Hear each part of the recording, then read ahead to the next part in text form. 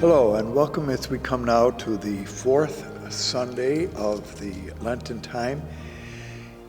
Traditionally, this Sunday marks sort of the middle of the Lenten season, and in days when we used another language rather regularly, this was known as Laetare Sunday. Laetare is a Latin word for rejoice, and it came from one of the letters of Paul where he encourages his community to rejoice. And so why are we rejoicing, and why is the color today used in some places that of rose? Namely, as I mentioned, because it is the middle of this season, and either one can look back and see how much one has done in getting prepared for the celebration of the great mysteries, or whether or not we haven't done so well. But since we're only halfway there, we can perhaps do a little bit better in the days to come. So, happy or rejoice day. The gospel tradition, as I mentioned last time, we are on the third, fourth, and fifth Sundays listening to a section from John's Gospel.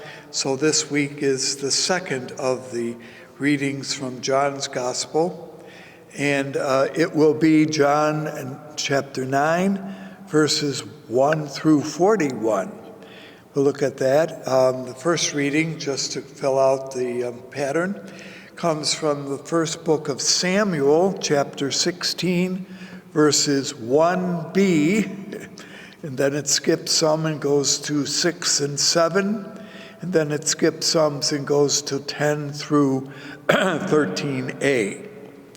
As we will see, that story looks at the choice of a new leader for Israel, namely the choice of David. And the second reading from the letter to the Ephesians, chapter 5, verses 8 through 14. All right. Now, as we have mentioned, the third, fourth, and fifth Sundays also are known as the Scrutiny Sundays. That is, those who are being prepared to enter into the church at the Easter Vigil. On these weeks, get one of the great gifts of the church. And so this week, at least maybe one of the masses in your parish will receive one of the great gifts of the church. All right. The gospel pictures now, and as I mentioned, chapter 9 obviously comes from chapter 8, where Jesus has been speaking as being the light of the world, and chapter 10, in which Jesus will be seen as the Good Shepherd. Now, those images will be used on other occasions, but I want to just say where chapter 9 fits into this scenario.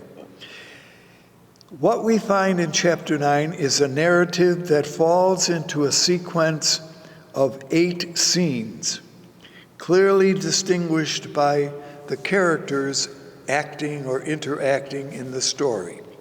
It's important perhaps to notice in this story that we're looking at this time that the main character, who is a man born blind, is not named.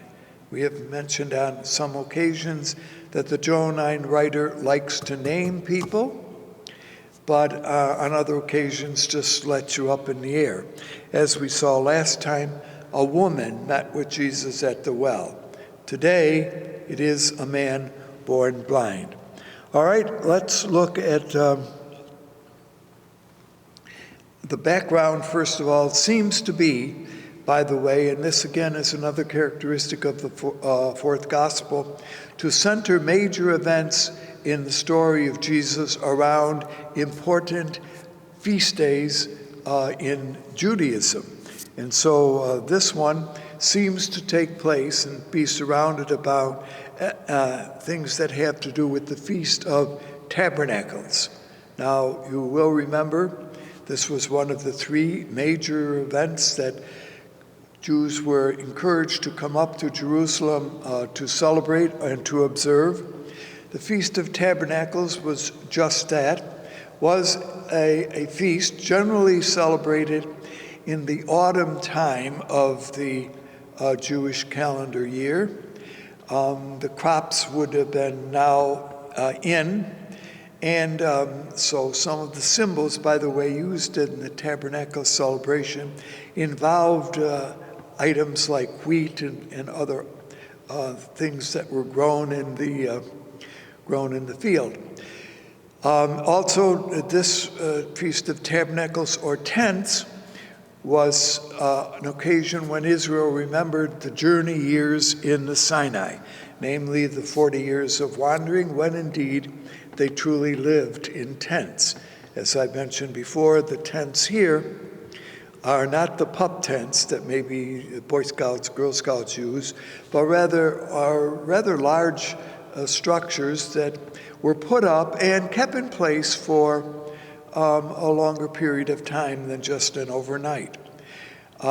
In the Jewish community, during the Feast of Tabernacles, some people, if they live in the right kind of climate, actually build a little tent of some kind, perhaps in their backyard or out in the field, and live there for a week. People who live in the city sometimes do it a little differently. They take one of their rooms, perhaps the dining room or the living room, and dress it up like a tent, and therefore spend much of the time during the week there in that room. So all of that is part of the background for this event. All right, as I mentioned, this particular story can be broken up into, and there are a number of different ways, and interpreters, of course, find much to look at here. One, again, needs to keep in mind that the gospel writer John often has layers of meanings for particular terms, likes to use metaphors and hidden understandings. So all of that, again, I remind us, is a background for appreciating the fourth gospel's technique. All right, 8 scenes. The first scene pictures Jesus as walking, okay? Along, now we presume that he's walking in Jerusalem, as I mentioned. As he's going along, there's a man who is born blind over perhaps on the side of the road. He apparently was also a beggar. So therefore, this made this man a public figure. Obviously, beggars are known and noticed by many who go by and become aware of his presence. All right? Now, the disciples say to Jesus, is this man blind because of his sin or the sin of his parents? So there's a connection here, and perhaps it's interesting to see that this little episode begins with this issue. Is sin the result of, and the punishment of, therefore, rather, for his blindness, the fact that sin is involved? Now, if he's born blind, it's hard to say that it was his sin, or is it the sin of his parents, which are transferred? Jesus argues that this isn't the way things work. Physical limitations, in this case blindness, are not the result of sin, but have another meaning or another experience. So I think, and we continually even struggle with this in more recent times, why do things go wrong? What have I done wrong? Rather, that I should be suffering, having this affliction. So the episode begins with a clear denial on the part of Jesus that physical illness or limitations are not the result of sin, either of the individual or of someone in the family.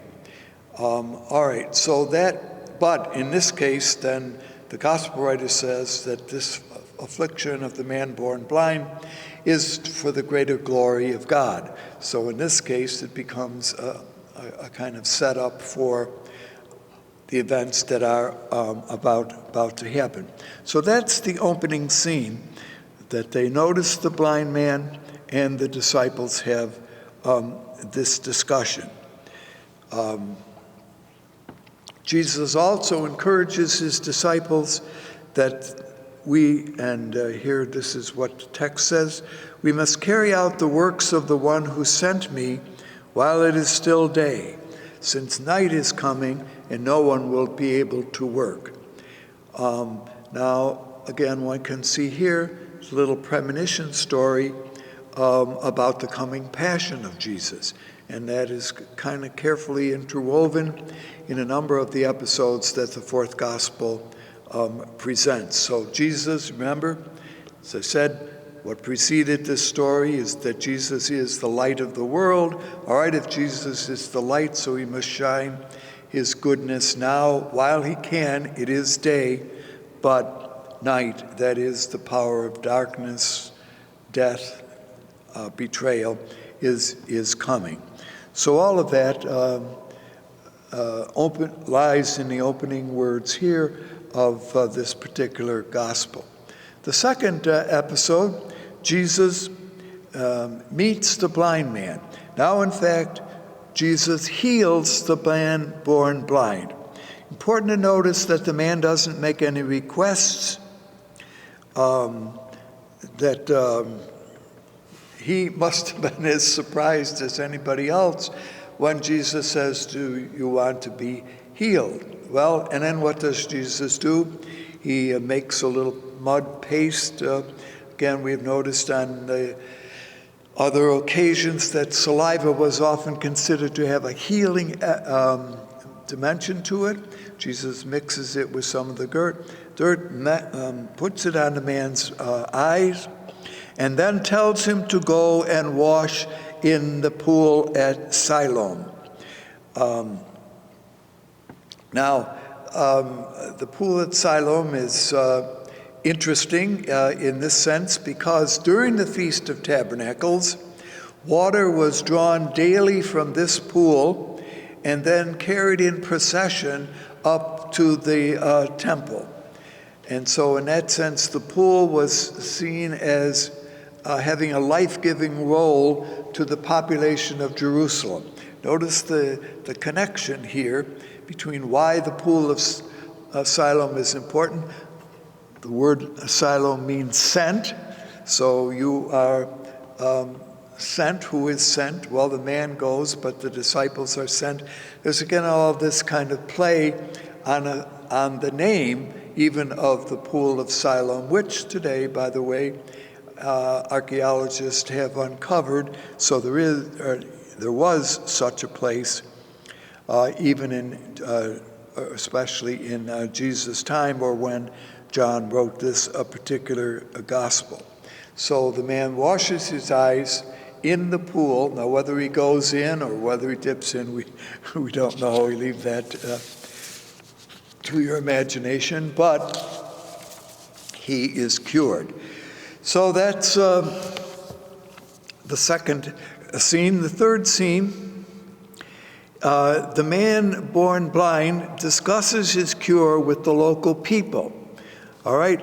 Now, as I mentioned, this man, as a beggar, was a, get it, familiar sight in the local community. Everyone knew him because he sought alms. So his cure, in this way, was a public event. And now the discussion will take place among those who were familiar with seeing the man, whether or not is this really the same guy. And there seems to be a debate that goes on. Some think that the former the man who now can see only looks like the former man born blind, but he's somebody else. Or the other viewpoint, the former beggar says, I'm the man himself, I am he. And so there's this debate. And then the community wants to know, how were your eyes opened? How did you get to see? The answer comes back that they were opened by a man named Jesus. So his name appears here, not Jesus. Jesus is not here. Where Jesus has gone, we're not clear. He has to move on. And anyway, the man, remember, as this episode, coming from the pool of Siloam, we assume back to the place where he had been regularly begging. And so that's where this discussion between the community and the beggar take place. So that happens, chapter 9, verses, those are checking 8 to 12. The fourth scene is that the man is now interrogated by the Pharisees. As we have noticed often in John's gospel, the Pharisees tend to be the group that question Jesus, that are concerned about what he is doing, that in some ways their question makes them sort of the antagonists of Jesus. I do point out it's important to put the Pharisees, when we discuss them, into the context of the gospel in which they appear. And so in the fourth gospel, they appear as the leaders of the community and as antagonists to the community of John. And that tension between the two groups can never be lost when we consider this gospel's message. The blind man, as I said, is now interrogated by the Pharisees. And this is first of three scenes of inquiry and interrogation by religious authorities. Why the authorities? Well, the authorities here are considered, of course, to be the experts. They should know what is going on. What is it about the cure that Jesus has made that causes them to be concerned? Namely, that Jesus performed this healing on the Sabbath. And you remember the Sabbath was the day of rest. No work should ever be done. Healing a man who was blind, or wait a minute, it wasn't the healing, but it was the making of the mud and putting it on his eyes.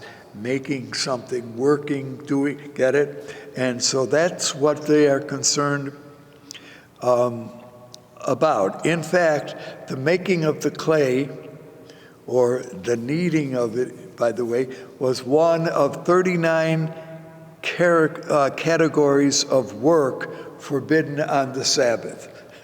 So by the time of Jesus, they had pretty much come to know what things would be illicit to do on the Sabbath day and what things were not to be done on the Sabbath day. So this becomes now a theological issue that divides the Pharisees, okay? See, on the one hand, if this man does this good on the Sabbath, he cannot be from God. Jesus cannot be, because he contradicts the Sabbath. So therefore he breaks the rule, and therefore he is wrong. On the other hand, there's another group says, how can he, if he is a sinner, perform the acts requiring surely divine power? And so within the Pharisee group itself, there is this division of thought. So notice how complex and interesting the fourth gospel writer makes these scenes and the kind of issues that are involved there. They now say, well, to the man who did this, and Jesus, and rather the blind man, born blind rather, says, well, why do you question? And the conclusion is that if Jesus truly is one from God, he must be a prophet. So again, one of the qualities that you remember we see is part of the way in which the fourth gospel writer narrates stories is to develop an image of Jesus ever bringing us closer to accepting and to believing that he truly is the Messiah, the Son of God. So he didn't know him at all. Now he thinks that he is a prophet. Well, the authorities are kind of not sure what to do here. And this leads us to scene 5, where the Jews now interrogate the parents of the man who was born blind. So they call them, we think that they come to the Pharisees. I'm not sure that it's the Pharisees that go to the blind man's parents' place, and I don't know where they would be, but they suddenly appear on the scene. And so they begin with a question to the parents: was he really born blind? Now, here is the question of checking. Let's check the facts. Can we discredit the fact that he wasn't really born blind at all? But the parents attest to the fact that he was. And then the authorities say, well, how was he cured? How did he overcome this blindness?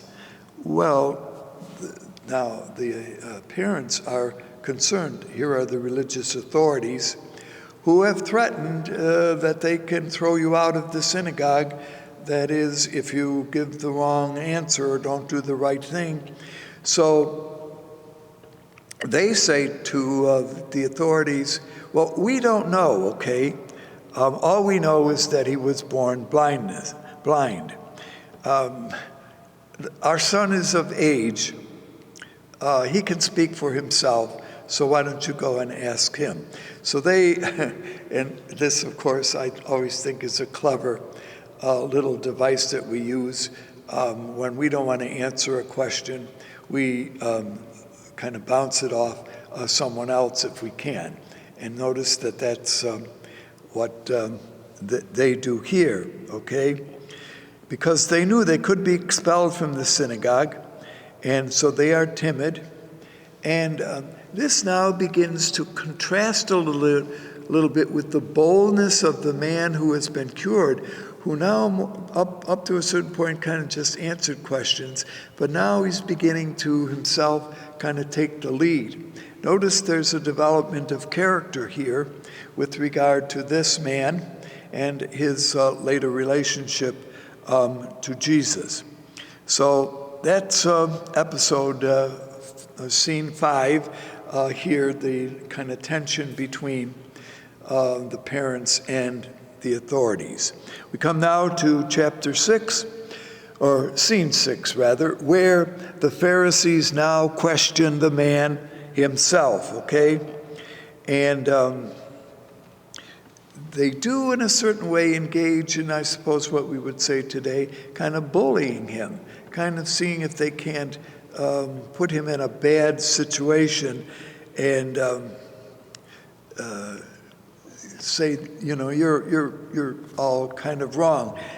And what they say to the man is that Jesus, we know, is a sinner. And he's a sinner because he broke the Sabbath. And tell us, how did you get to be cured? If you truly were born blind, and now you can see. And please keep in mind here, by the way, as we go along, that there continues to be an ever-growing contrast here between seeing and not seeing in terms of belief. See, to see is to believe in Jesus. To not see is to not believe in Jesus. All right, so the sense of the man who has been cured is that his belief in Jesus is growing. He is beginning to see even better, not simply physically, but from the viewpoint of faith and understanding, whereas the Pharisees are going the other way. So this is they are more and more moving into the area of unbelief. So it's the tension between belief and unbelief. Belief is seeing, unbelief is not seeing. All right? Tell us, who cured you? They ask. The man now says to them, why do you want to hear this story again? I've told you. Do you want to become one of his followers? So notice now a change of position. He is challenging the authorities. And they say, whoa, this man is a sinner. Why would we want to do this? Who could possibly be following in his way? So the blind man stands here against the authority of the Pharisees, who are the bad guys in this story. So that's episode or scene 6. Scene 7 now brings Jesus and the blind man together. See, for a long time in this story, Jesus had cured him and then had kind of disappeared. So Jesus enters the story, learns of the man's expulsion, because, see, what had happened to the parents happens to him. The Pharisees throw him out of the synagogue. That may not bother us, but it did bother members of the Hebraic community at this time. And so in an episode that's going to follow, as I mentioned before, Jesus seeks the man who was cured out. Something like later on, the Good Shepherd will seek out the sheep that was lost. And puts the question of faith to the man who had been cured. He says to him, do you believe in the Son of Man? This is Jesus' self-revelation.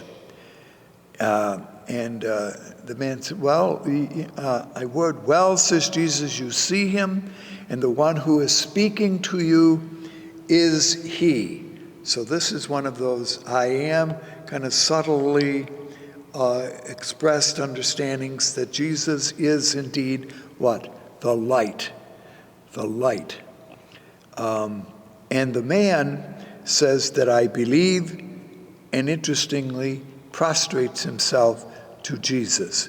So he has come, if you want, well, full circle from not knowing Jesus at all to now becoming a believer. I'm not sure that he is a disciple of Jesus, but certainly has come to accept Jesus as the true light of the world. The final scene here is Jesus and the Pharisees, in which the argument goes on, and we will hear this at the conclusion of the reading. I have come that those who do not see may see, and that those who see may become blind. Blindness, therefore, is an attitude that the Pharisees are picturing as having chosen themselves. Now, some Pharisees brush Jesus off by saying to him, surely we are not blind, are we? Is that what you're saying? But clearly the gospel writer has indicated that that's the very reality that has taken place.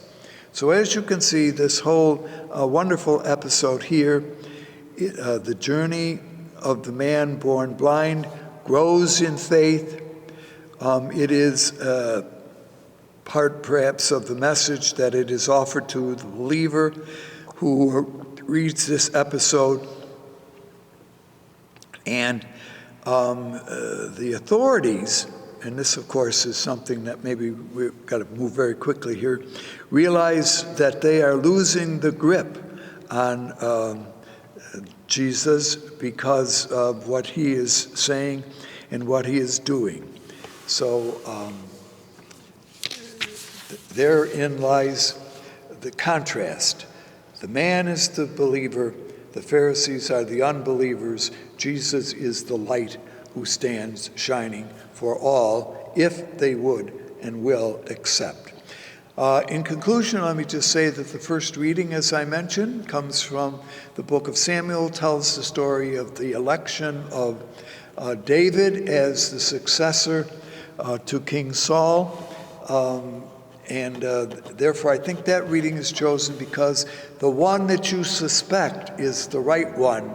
Remember that Jesse had 8 sons, but that this son, who was the shepherd boy, is the one that God has chosen because God sees not with the physical eyes, but with the eyes of the heart, and sees in David the right man as he sees in Jesus, the Son of God. Thank you for being with us, and hope to see you again.